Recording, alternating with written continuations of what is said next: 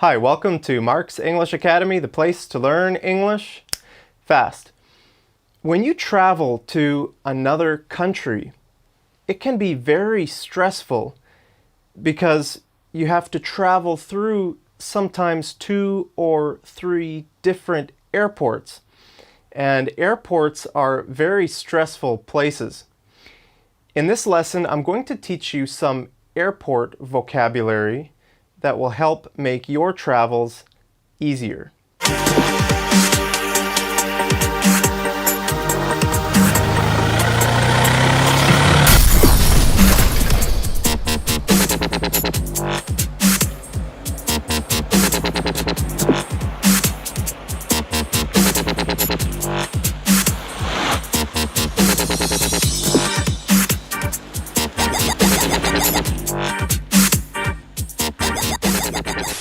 Every airport has 2 areas, arrivals and departures.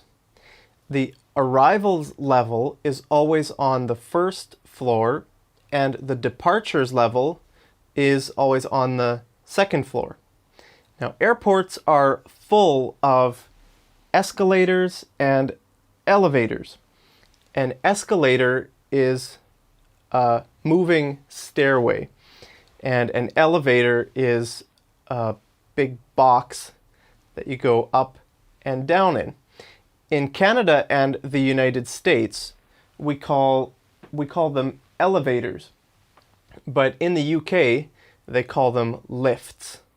So you need to take a lift from the arrivals level to the departures level. Inside the elevator, there'll be a button that says arrivals or departures. Okay, so when you arrive at an airport, you walk off the plane and you walk through the bridge. So this is a bridge. And when you get into the airport, you have 2 options. If you're at your final destination, then you need to go through customs. But if you're not at your final destination, then you need to catch a connecting flight. Okay, so you need to look for a sign that says connections or connecting flights. For example, if you're flying from Frankfurt, Germany to Karachi, Pakistan, you might connect through Istanbul, Turkey. So when you land in Istanbul, you don't need to go through customs. You need to look for the sign that says connections, and then you go and you find your next flight. But if it is your final destination, then you need to go through customs. So you'll look for a sign that says customs and immigration, or customs and border control. Okay, so there you'll wait in a long line and you'll pull out your passport, give it to them, and they'll stamp your passport. And then you can go to the baggage claim. This area is called the baggage claim. Now, a baggage claim at a big airport like Frankfurt or London, it will have lots and lots of baggage carousels. These are called baggage carousels. There. Now you need to make sure that you wait at the right carousel, because big airports might have 20 or more carousels. So when you enter the baggage claim area, you'll see a sign and you need to find your flight and then the right baggage carousel. For example, it might say Air Canada from Shanghai, carousel number 15. Okay, so after you get your suitcase, then before you can see your family or friends, you'll see a sign that says goods to declare. Goods to declare. goods are things, like a gun or gifts, anything. Goods means things, and declare means to say. For example, if you're bringing a gun into a country, you need to tell them that you're bringing a gun into the country, otherwise they'll be very mad at you. Also, you need to declare if you're bringing in more than $10,000 cash.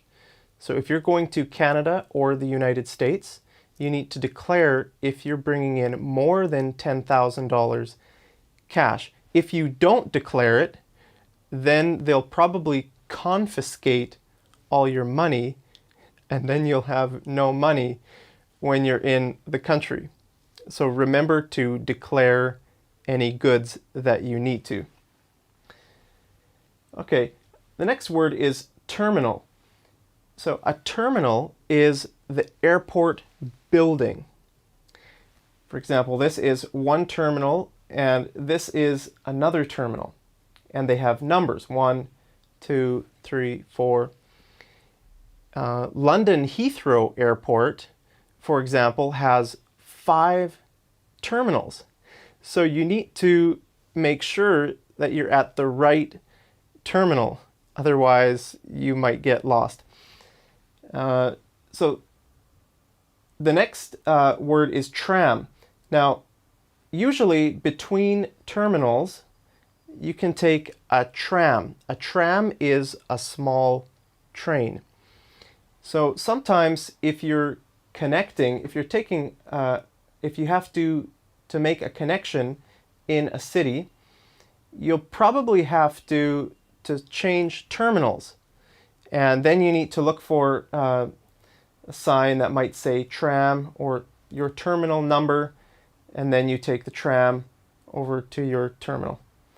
I like taking trams. They're kind of fun. Okay, now when you're departing, then the first thing you need to do when you get to the airport is to check in. And you need to go to check-in to check in. The word check-in can be a noun and a verb. So you go to check-in to check in.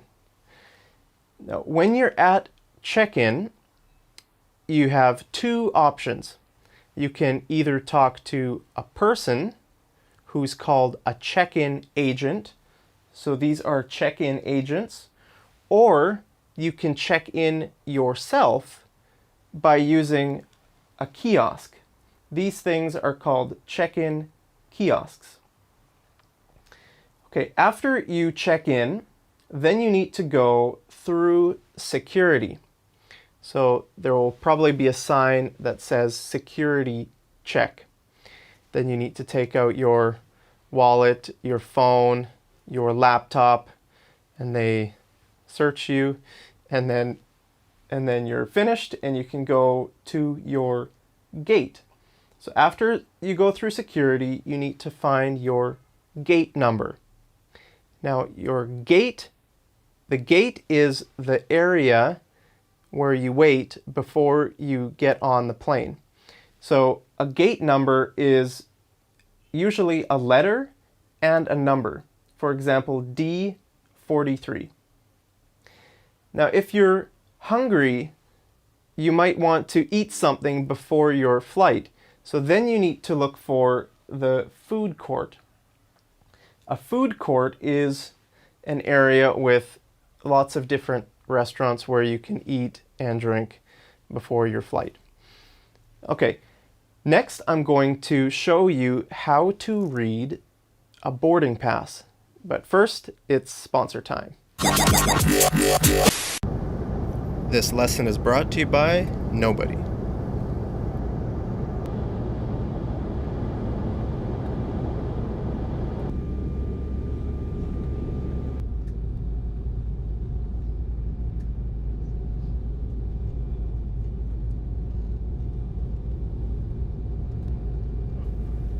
Instead of watching me land in Vancouver, You could be watching me promote your product or service. All right, here is our boarding pass. We're flying on United Airlines, and we're flying from Rapid City, South Dakota to Denver, Colorado. These three letters, RAP, here and here, that means the airport code. So every airport in the world has a code. So RAP means Rapid City, and DEN means Denver, Colorado.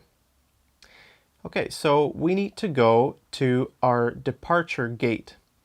So our departure gate is A22, and our boarding time is 3:15 p.m.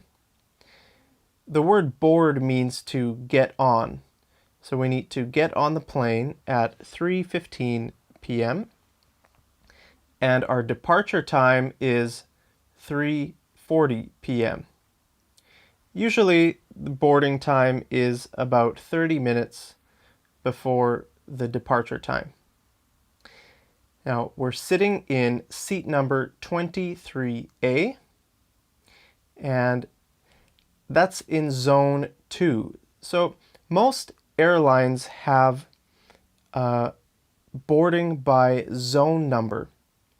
So the gate agent will say, we're now boarding zone 2.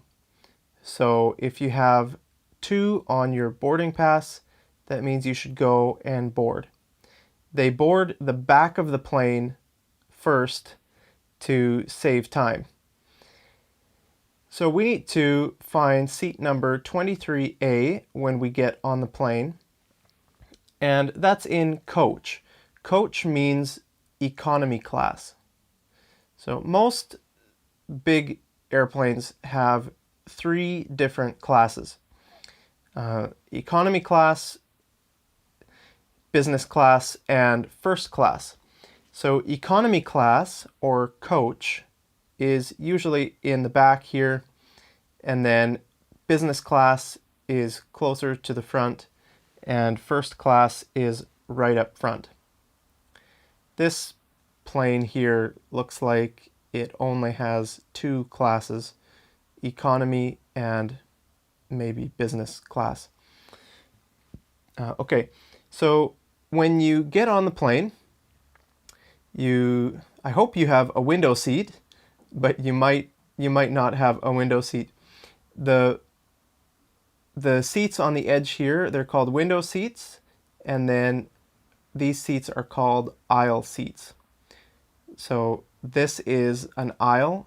So most big planes have 2 aisles, and these are called rows. So you have a window seat, an aisle seat, and a middle seat.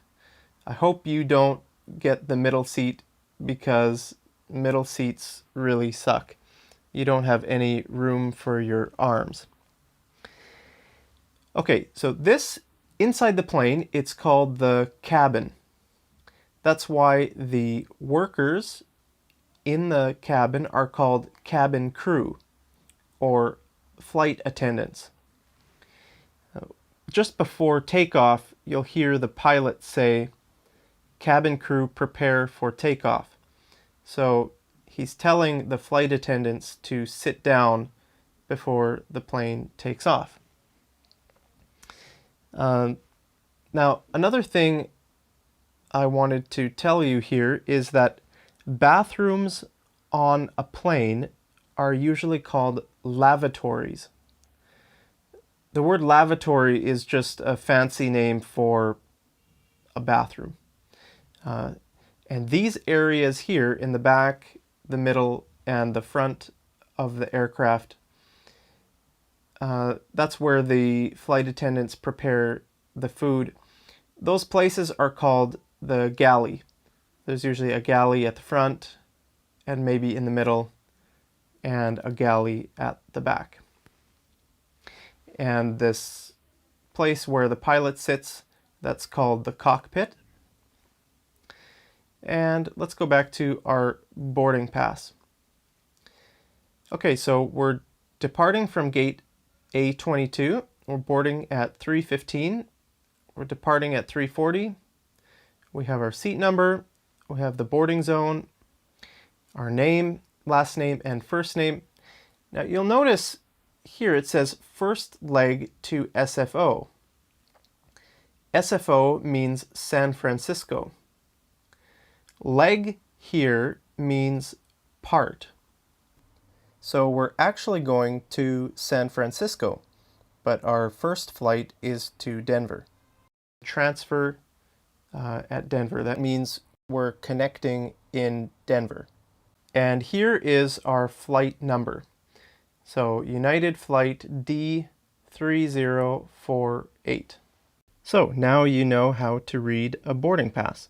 All right, if you love traveling, then click on the like button right down there. But if you hate traveling, then leave a comment and tell me your worst travel experience. I'll see you over in the next lesson. Take care.